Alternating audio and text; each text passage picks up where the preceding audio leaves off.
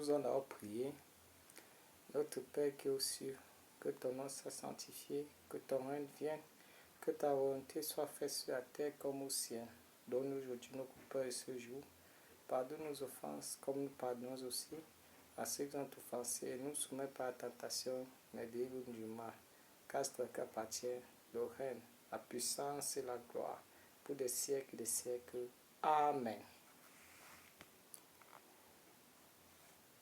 Bien-aimés dans le Seigneur, je vous salue dans le nom précieux du Seigneur Jésus-Christ.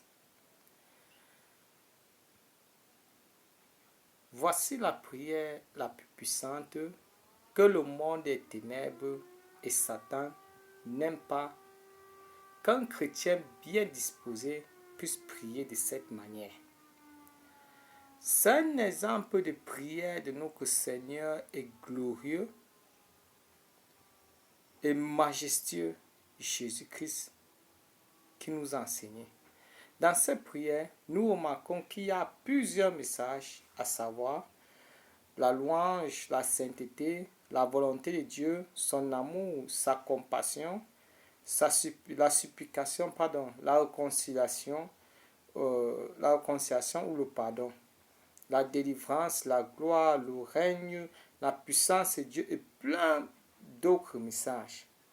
Mais parmi ces messages, nous avons le pardon qui est un don de l'esprit, en même temps que la réconciliation. Dieu a tant aimé les hommes qu'il a envoyé son Fils unique afin qu'il vienne mourir sur la croix pour le pardon de nos péchés. La question que nous posons, c'est de savoir s'il revient seulement au Créateur, c'est-à-dire à Dieu, de pardonner les hommes, ou cette tâche revient aussi aux êtres humains de pardonner leurs semblables. De prime abord, sachez que le pardon n'est pas charnel, c'est spirituel. Il est divin, c'est une action de grâce envers notre Seigneur Jésus-Christ. Le pardon est un acte de foi qui pousse quelqu'un, ça peut être Dieu ou les hommes, à oublier, à aimer, à effacer les actes néfastes de ces derniers. C'est encore la réconciliation sans murmure ou encore sans remords, sans regret. Donc le pardon implique l'amour. Le pardon sans l'amour est vain. Le pardon à moitié n'est pas pardon, mais c'est plutôt un acte de rancœur. Le Seigneur Jésus-Christ nous dit dans Matthieu 6, verset 14 que si vous pardonnez aux hommes leurs offenses, votre Père Céleste vous pardonnera aussi. Nous voyons que si nous ne pardonnons pas notre frère ou notre soeur, quel que soit le motif, Dieu nous pardonnera non plus, car c'est un commandement de Dieu sans discussion. Car les enfants de Dieu sont la propriété de Dieu. Pas besoin de contester avec Jésus lorsqu'il nous donne un ordre. La Bible déclare que Dieu ne veut pas la mort d'un pécheur, mais il veut que tout pécheur se repente et parvienne à la vie éternelle en Jésus-Christ. Donc arrêtons d'avoir un cœur dur et impénitent, car si on ne pardonne pas notre prochain, Dieu ne nous pardonnera non plus. C'est pourquoi nous voyons que la prière ou la supplication de beaucoup de nos frères et sœurs en Christ ne monte pas, c'est à cause du manque de pardon, même si ce dernier exagère, car il n'y a pas de nombre déterminé pour pardonner son prochain. Vous savez, un jour, le Seigneur qui était en train d'enseigner sur le pardon, il dit ceci: si ton prochain t'a offensé 7 fois en une journée et qu'il revient 7 fois te demande pardon, tu pardonneras. Tu pardonneras 7 fois. 7 fois. Et alors Pierre, l'un des disciples, qui se répliqua en disant que ça veut dire que ça veut dire que je dois seulement pardonner mon frère 7 fois. Jésus qui se répondit en disant que je ne t'ai jamais dit 7 fois, mais je t'ai dit 70 fois, 7 fois. Donc le mot 70 fois, 7 fois, si stipule que il y a un nombre, c'est un nombre indéterminé ou un nombre infini qui n'a pas de fin, qui est infini. Donc, donc, euh, donc on doit pardonner nos prochains autant de fois qu'on respire. Matthieu 8, verset 21. Alors Pierre s'approcha et dit, Seigneur, combien, combien de fois pardonnerai-je mon frère lorsqu'il péchera contre moi? Sera jusqu'à 7 fois. Jésus-Christ dit, je ne t'ai pas dit 7 fois, mais 70 fois 7 fois. L'apôtre Paul nous conseille de ne pas dormir sur notre colère. Pourquoi? Vous savez, lorsqu'on se met en colère, cela est visible. Alors, les animaux ailés, les insectes apportent ces nouvelles vers le Créateur. Et si le soleil se couche et se lève que nous sommes tous dans la colère, ce n'est pas bon.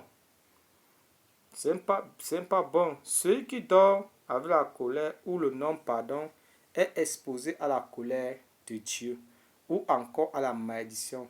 Souvenez-vous de Anne, mère du prophète Samuel, qui à cause de l'amertume était coupée de toute communication avec Dieu, étant une prophétesse. Samuel 10, et l'amertume dans l'âme est prêt à l'Éternel en versant des pleurs. Dans le non-pardon, coupe toute communication au Saint-Esprit. 1 Thessaloniciens 5 dit ici que n'éteignez pas l'Esprit, n'éteignez pas au Saint-Esprit. Le non-pardon cause les maladies comme le cancer, l'AVC, l'hypertension, la tumeur, etc., etc. Tandis que le pardon guérit tout genre de maladie, le pardon unit, le pardon réconcilie, le pardon brise les murs de séparation. Exemple, le Seigneur Jésus-Christ a brisé le mur de l'inimitié qu'il y avait entre nous et les hommes, à cause qu'il a dit ceci, Père, pardonne-leur car ils ne savent pas ce qu'ils font. Donc c'est un exemple que celui qui nous a laissé le pardon. À cause du sang versé sur la croix de Golgotha, le Seigneur Jésus qui nous pardonne nos péchés. Alléluia. Le pardon brise les chaînes, les prisons mystiques. Le pardon guérit les maladies incurables. Le pardon fait en sorte que nos prières montent vite, car la prière du juste est une grande efficace. Est une grande efficace. En conclusion, un chrétien rempli du Saint-Esprit doit produire le fruit digne du pardon. Car le Seigneur affirme qu'à lui la vengeance et la rétribution, et non aux hommes, qu'importe le motif. Apocalypse verset 12. Voici, je viens bientôt, et ma rétribution est avec moi, pour rendre à chacun selon ce qu'est son œuvre. Le Seigneur Jésus-Christ est le seul bon juge, pas une autre personne. Arrêtons avec le cœur noir, car ça nous condamne et nous tue à petit feu. Et le Seigneur envoie un message très sérieux aux Africains. Jésus-Christ dit de ne point condamner les Blancs. Il reconnaît que les colons ont maltraité les ancêtres africains.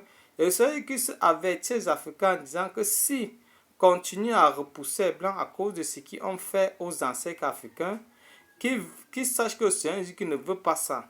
Il veut plutôt que les Africains pardonnent les Occidentaux et qu'ils entretiennent les relations équitables, c'est-à-dire que les relations de 50-50%.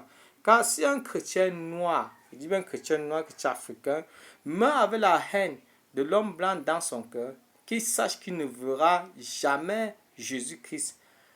Jamais Jésus-Christ. Hébreux 12, verset 14 dit ceci. Recherchez la paix avec tous. C'est-à-dire que noir, blanc, jaune, guingo, métis, indien, et la sanctification. C'est-à-dire que pardon, sans lequel personne ne verra le Seigneur Jésus-Christ. Et si vous ne pouvez pas pardonner quelqu'un, je vous donne un secret. Je vous donne un secret.